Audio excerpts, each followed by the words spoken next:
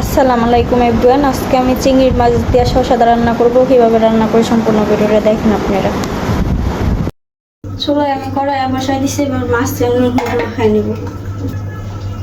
হলুদ গুঁড়ো,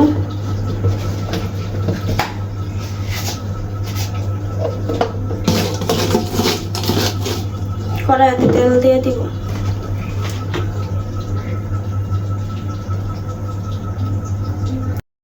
মাছগুলো দিয়ে দিব ভাজার জন্য।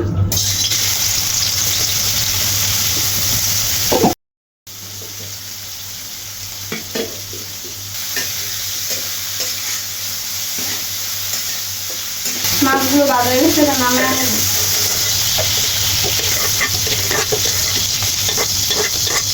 পেঁয়াজ কুচি দিয়ে দিব,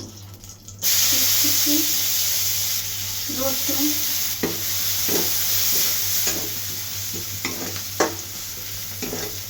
পেঁয়াজ রসুন ভাজা হয়ে গেছে, এবার জিরা বাটা দিয়ে দিব।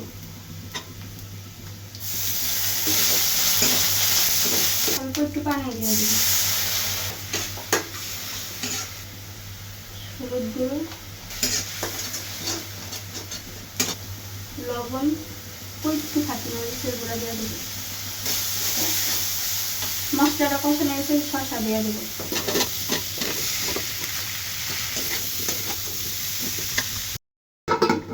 তরকারিটা কিছুক্ষণ কষায় নেব, ডাইকা দেব। এবার ঢাকনাটা খুলে দেখবো তরকারিটা কষানো হয়েছে। তরকারিটা কষানো হয়ে গেছে, অনেকটা পানি ছেড়ে দিছে। এবার কাঁচামরিচ দিয়ে দেবো, একটা কাঁচামরিচ দিয়ে দিলাম, কেটে টমেটো দিয়ে দিব।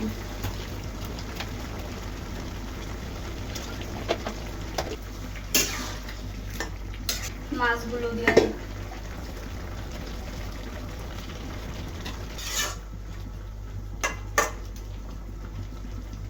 ঝোলের জন্য পানি দিয়ে দিব।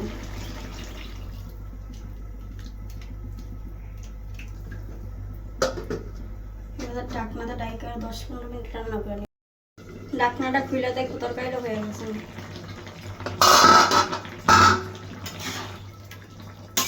তরকারিটা হয়ে গেছে, এবার নামায় নিব। তরকারিটা নামায় নিব। চিংড়ি মাছ দিয়ে শসা রান্না হয়ে গেছে। কীভাবে রান্না করলাম দেখলেন তো, আপনি সম্পূর্ণ ভিডিওটা দেখবেন। আসসালামু আলাইকুম, সবাই ভালো থাকেন।